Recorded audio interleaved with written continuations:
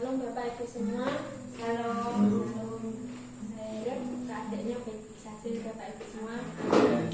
Kita tetap dalam Kristus Yesus walaupun terhambat oleh virus corona dan kita belum bisa bertemu, tapi kita senantiasa tetap bisa menyebut nama Tuhan Bapak Ibu semua. Dan kita tahu betapa besar kebaikan Tuhan kepada kita. Kita sudah diberikan nafas hidup. Jadi kalau kita mengeluh itu menurut saya salah ya Bapak Ibu, karena Tuhan sudah memberikan kita nafas hidup yang dimana orang sakit pun memerlukan dan harus membayarnya. Kita tidak usah membayar. Akhirnya itu kita harus bersyukur ya Bapak Ibu semua. Mari kita nyanyikan lagu pujian Allah segalanya. Kita sambutkan lagi kita dalam Tuhan Yesus.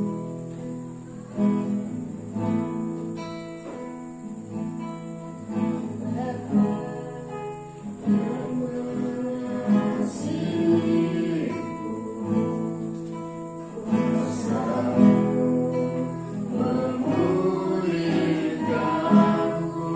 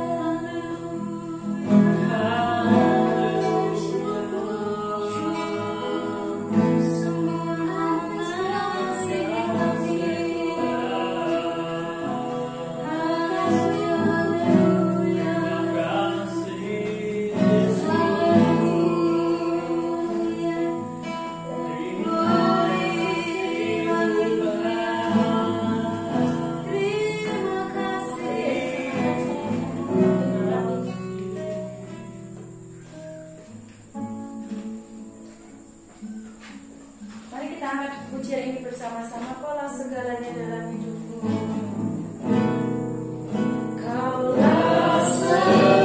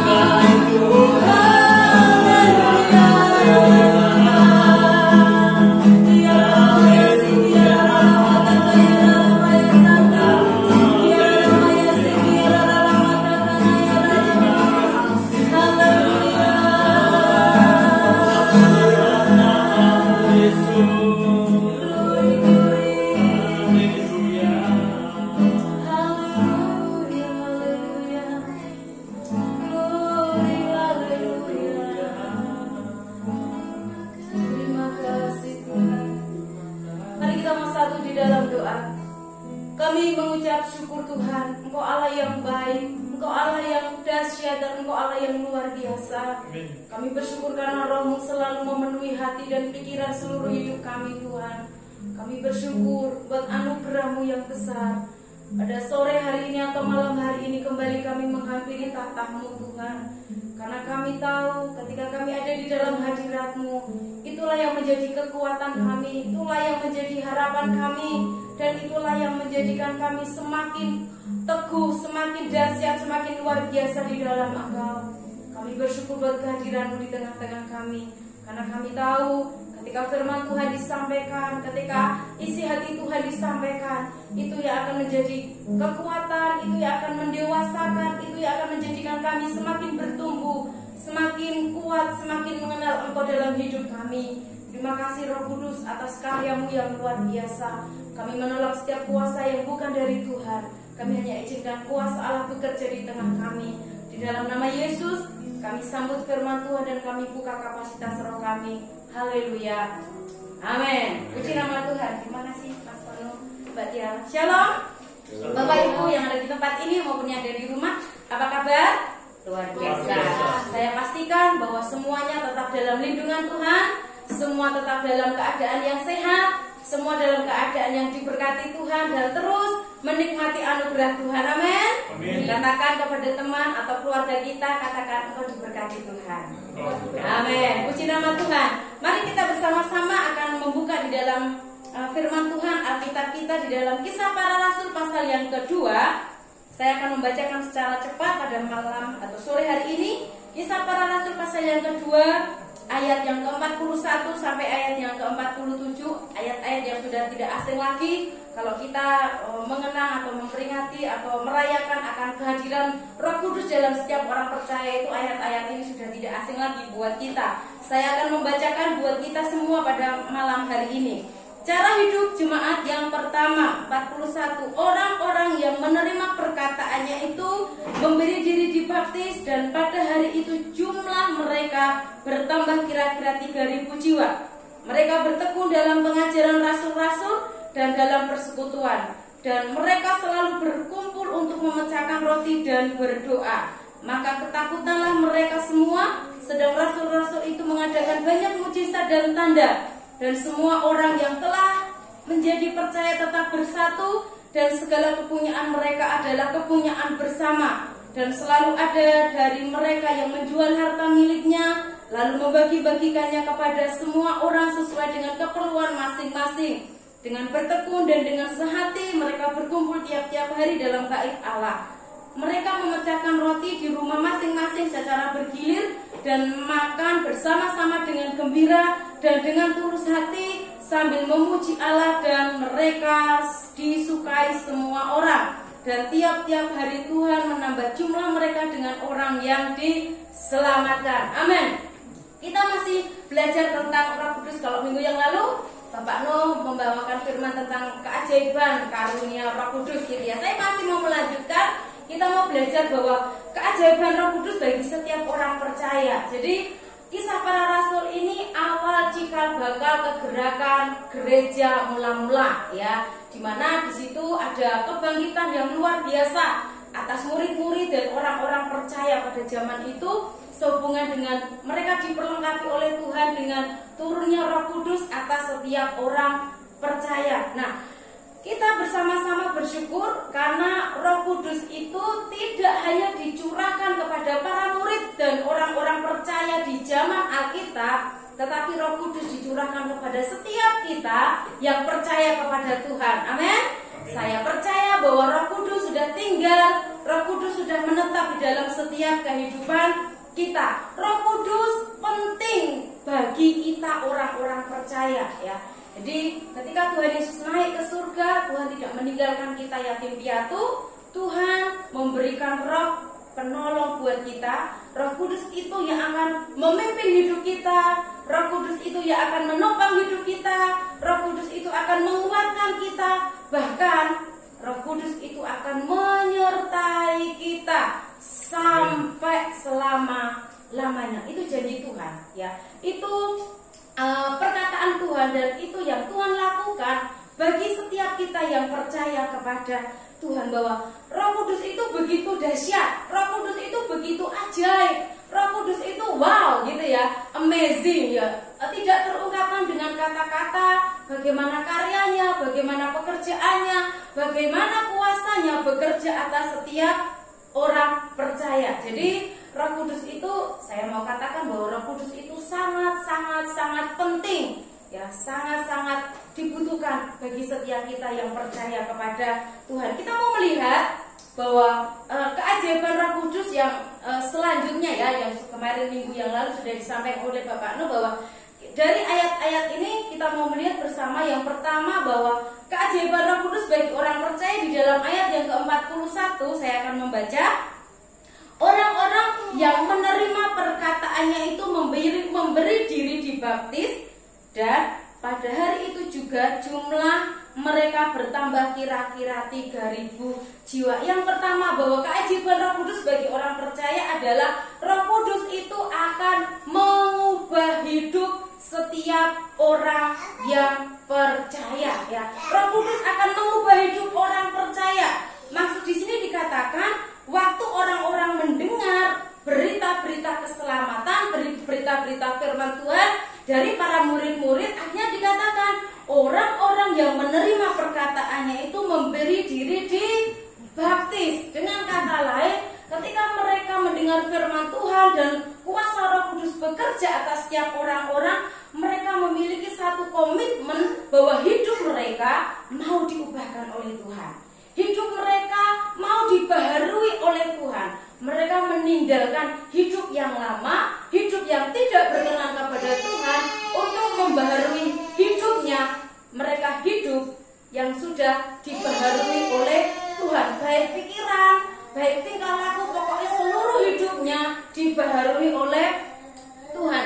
Ada kata-kata dibaptis ya, mereka memberi diri dibaptis, artinya bahwa hidup mereka itu diubahkan, pola pikirnya, tindakannya, sikapnya gitu ya, meninggalkan cara hidup yang lama ya, dan mengalami istilahnya memberikan diri, menyesali diri untuk minta pengampunan yang daripada Tuhan. Jadi Roh Kudus bekerja bagi setiap orang percaya itu memampukan kita untuk kita itu tetap hidup baru di dalam Tuhan, meninggalkan hidup-hidup kebiasaan-kebiasaan lama kita yang tidak berkenan kepada Tuhan. Kita mau membaharui hidup kita. Setiap orang yang mau dibaptis pasti ditanya tujuan dibaptis itu apa, supaya kita itu membaharui hidup kita. Nah, setelah kita dibaharui, mari kita berusaha untuk menjaga hidup kita supaya tetap hidup kita itu berkenan kepada Tuhan, supaya hidup kita yang sudah dibaharui itu kita benar-benar meninggalkan hidup yang lama kita, memiliki hidup yang memiliki karakter seperti karakternya Tuhan. Sehingga ketika kita sudah diubahkan oleh Tuhan, ya paling tidak ada buah-buah roh yang nampak dalam hidup kita. Ada perubahan yang, saya nggak mau menjelaskan panjang lebar, Bapak Ibu Saudara pasti lebih mengerti ya. Ketika kita diubahkan, yang mungkin dulunya hal-hal yang tidak baik itu masih ada di dalam hidup kita, ketika kita memberi diri kita untuk menerima hidup yang baru, berarti kita mau belajar ya. Kemarin mungkin kesabarannya masih perlu dikembangkan gitu ya. Ya kita berusaha sekarang. Mungkin kesetiaannya atau penguasaan dirinya. Nah, kita kembali kepada komitmen bahwa hidup kita diubahkan, maka kita mau meninggalkan kebiasaan-kebiasaan yang lama kita. Memang nggak segampang, nggak semudah seperti kita membalikkan telapak tangan, tetapi Roh Kudus itulah yang akan menolong kita. Peran Roh Kudus itulah atau keajaiban Roh Kudus itulah yang akan berkarya dalam hidup kita, memampukan kita untuk kita itu hidup seturut dengan kehendak Tuhan, hidup sesuai dengan apa yang Tuhan inginkan di dalam hidup kita. Jadi ini yang pertama, bahwa Roh Kudus memampukan kita untuk kita itu terus memiliki hidup yang diubahkan seperti yang Tuhan inginkan dalam hidup kita. Ada satu lagu mengatakan, seperti Yesus, itu saja ku minta. Ketika kita hidup dibaharui oleh Tuhan, maka pikiran kita, hati dan seluruh hidup kita mau fokuskan, kita mau arahkan sebagaimana yang Tuhan inginkan dalam hidup kita. Karakter Kristus itu nyata dalam hidup kita.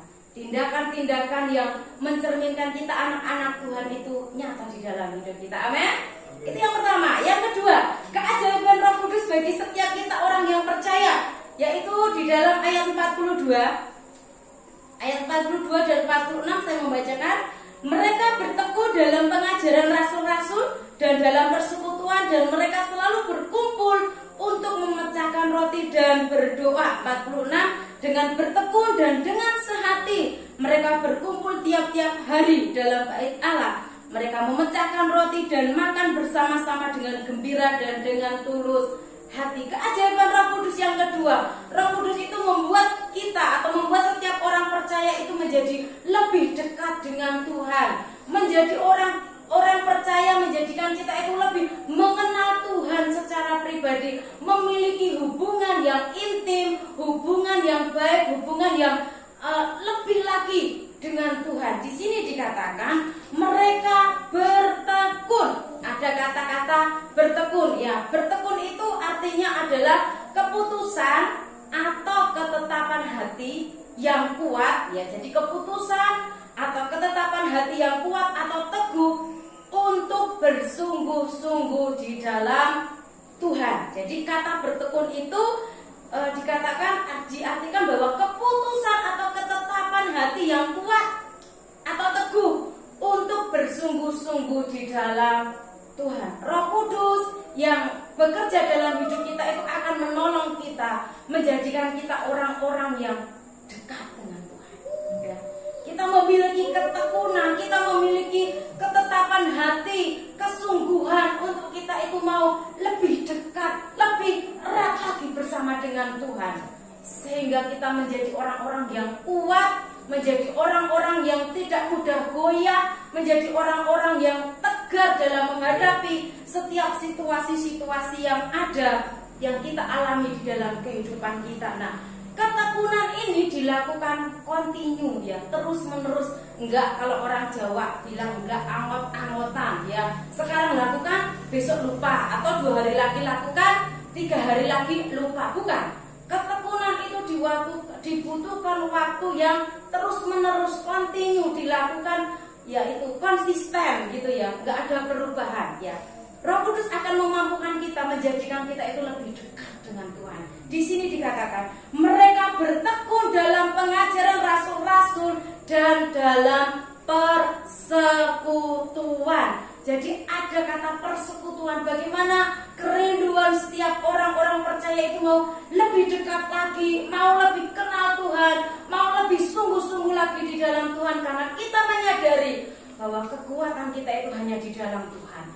Ya, ketika kita berusaha untuk lebih dekat lagi kepada Tuhan, kita sedang menyadari bahwa tanpa Tuhan kita itu nggak bisa melakukan apa-apa. Tanpa Tuhan kita itu nol, gitu ya. Tanpa Tuhan kita akan menjadi orang yang mudah terombang-ambingkan oleh keadaan, situasi zaman yang saat ini sedang terjadi di dalam hidup kita. Oleh sebab itu, mari kita bersama-sama terus pelihara Roh Kudus yang Tuhan berikan dalam hidup kita. Supaya apa? Roh Kudus itu yang akan memampukan kita untuk kita itu menjadi orang-orang yang lebih dekat dengan Tuhan, menjadikan orang-orang yang lebih sungguh-sungguh lagi di dalam Tuhan. Apapun yang terjadi, pokoknya Tuhan yang utama di dalam hidup kita. Di ayat ini dikatakan, ya, dan mereka selalu berkumpul untuk memecahkan roti dan berdoa. Ya, jadi ketika kita mau menjadi orang-orang yang dekat dengan Tuhan, teruslah berusaha untuk membangun hubungan yang pribadi dengan Tuhan. Ketika kita menghadapi situasi-situasi saat ini, mari kita coba belajar ambil hikmahnya, gitu ya, ambil segi positifnya, ya. Kalau dulu kita ke gereja kadang malas, gitu. Sekarang Tuhan izinkan kita ibadah di rumah, kita kangen ke gereja, ya. Kita kangen bersekutu bersama-sama. Tetapi ada satu hikmah yang saya ambil dari kejadian ini. Ketika kita diizinkan Tuhan untuk membangun persekutuan dengan keluarga, Tuhan itu mau memulai segala sesuatu itu bersama dengan keluarga. Ketika di dalam keluarga itu ada kesehatian, ada kesepakatan, gitu ya, maka kita melihat bagaimana perkara-perkara ajaib Tuhan itu nyatakan di dalam hidup kita, ya. Mungkin Tuhan sedang berusaha supaya setiap keluarga itu ada kembali kesehatian, gitu ya, ada keharmonisan, ada rekonsiliasi, ada pemulihan, mungkin antara anak dengan orang tua atau orang tua dengan anak. Segala sesuatu yang terjadi itu rencananya itu indah, ya, rencananya itu indah. Tidak mungkin tidak ada rencana yang indah. Ketika kita di dalam Tuhan, pasti rencananya itu selalu yang baik, selalu yang indah, selalu yang manis gitu ya di dalam Tuhan. Amin. Jadi Roh Kudus menolong kita untuk menjadikan kita itu lebih dekat lagi, punya kerinduan, punya kehausan akan pokoknya Tuhan. Aku tuh mau selalu rindu bersama dengan Tuhan. Yang terakhir ya, yang terakhir, keajaiban Roh Kudus bagi setiap orang yang percaya. Ayat 45 dan 44 dan 45. Dan semua orang yang telah menjadi percaya tetap bersatu, dan segala kepunyaan mereka adalah kepunyaan bersama, dan selalu ada dari mereka yang menjual harta miliknya, lalu membagi-bagikannya kepada semua orang sesuai dengan keperluan masing-masing. Keajaiban Roh Kudus bagi orang percaya menjadikan setiap orang percaya itu memiliki hidup di dalam kemurahan hati, ya. Menjadikan orang percaya memiliki hidup dalam kemurahan hati. Kemurahan hati itu saya artikan begini: memberi sesuatu lebih dari yang kita bisa. Orang yang memiliki kemurahan hati itu berusaha atau belajar memberi sesuatu lebih dari yang bisa kita lakukan, ya. Dan kebanggaannya adalah mengambil sedikit dari yang kita perlukan. Jadi istilahnya mengutamakan orang lain dibanding dengan kita, gitu ya. Mengutamakan orang lain dibanding dengan kita. Saya sangat diberkati beberapa waktu yang lalu ada satu postingan, ya, seorang ibu dengan penjual beras, kalau saya nggak salah, kalau saya nggak lupa gitu ya. Ibu ini minta 1 gelas beras kepada penjual, tetapi penjualnya itu nggak kasih. Dan tapi penjualnya ngomong kirim 1 karung gitu ya. Ya Mas ya, kirim 1 karung. Terus penjual yang lain ngomong, loh Pak, minta 1 gelas nggak dikasih, kok malah dikirim 1 karung. Penjual ini mengatakan begini, ibu datang meminta karena butuh gitu ya, karena butuh. Saya ambil garis besarnya. Dan saya memberi karena saya itu berkelimpahan, istilahnya berkelimpahan. Begitu juga dengan Bapak dikatakan, ya. Kita kadang berdoa kepada Tuhan itu karena kita itu butuh sesuatu. Tetapi Tuhan itu kadang memberi lebih dari apa yang kita butuhkan. Nah, mari kita mau belajar. Ketika Roh Kudus itu tinggal dalam hidup kita akan menjadi orang-orang yang memiliki kemurahan hati, ya. Saat-saat inilah kita kita sedang dituntut Tuhan, ya, dalam situasi yang seperti ini gitu ya. Pasti nggak ada kemurahan hati di dalam hidup kita. Ingat, saya di sini nggak hanya berbicara masalah materi. Mungkin waktu kita, ya toh, mungkin tenaga kita, atau mungkin apa yang Tuhan percayakan di dalam hidup kita. Ketika kita memiliki segala sesuatu materi, bolehlah. Tetapi kalau memang itu Tuhan izinkan kita belum mampu gitu ya, mungkin nggak harus berbicara masalah materi. Tetapi yang perlu adalah sikap hati kita di dalam Tuhan. Nah, kita mau melihat bahwa ciri orang yang murah hati gitu ya. Ciri orang yang murah hati itu adalah peduli. Kalau kita melihat dari jemaat yang mula-mula, bagaimana hidup mereka itu didedikasikan untuk orang lain gitu ya. Apa yang mereka miliki bukan untuk mereka tetapi untuk orang lain, untuk orang banyak.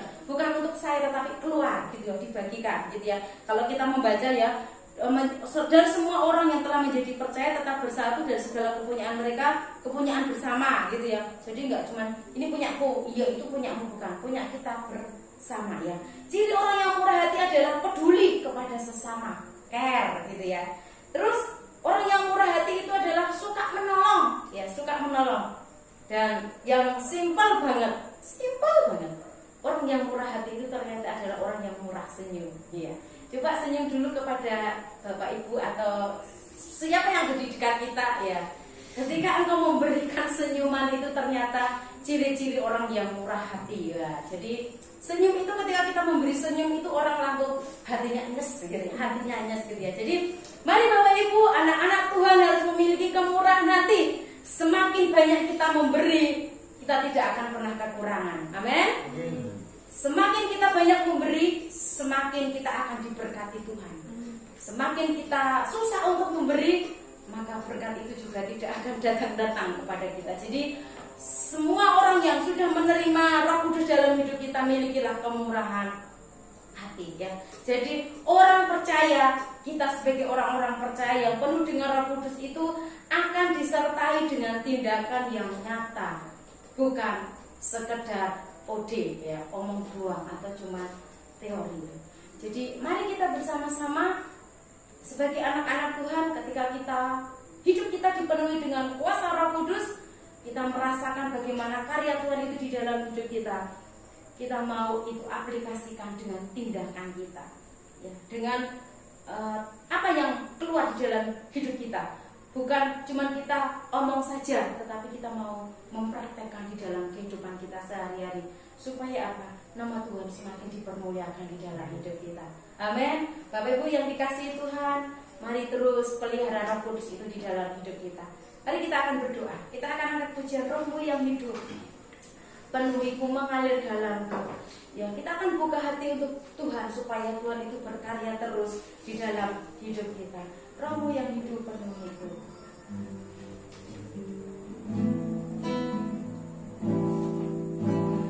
Roh-Mu yang hidup penuhiku, mengalir dalamku. Jiwaku tenang bersamamu.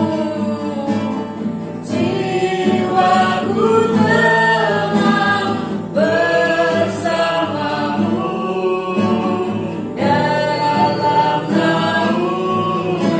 Bahkan Roh-Mu yang kudus pulihkanku. Roh-Mu yang kudus pulihkanku. Engkaulah damaiku.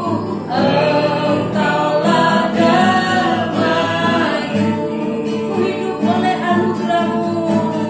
Ku hidup oleh anugerah-Mu yang menyertai, Yang menyertaiku. yang menyertai. Katakan ku buka hati untuk jamaah-Mu.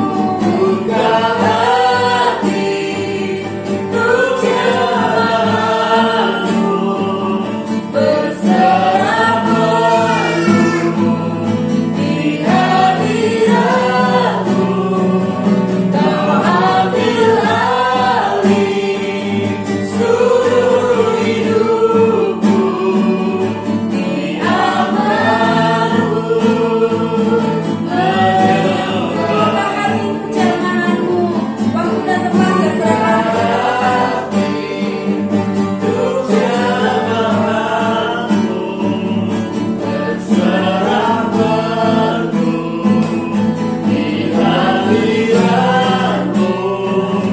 Kau ambil alih seluruh hidupku, di amal-Mu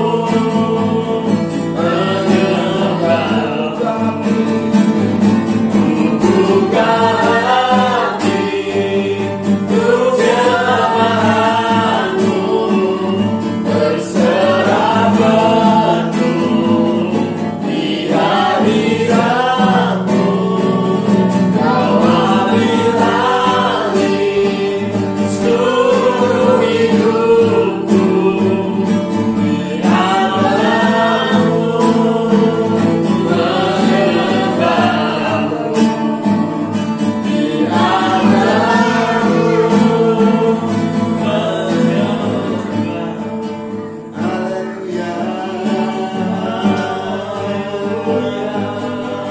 Haleluya, haleluya,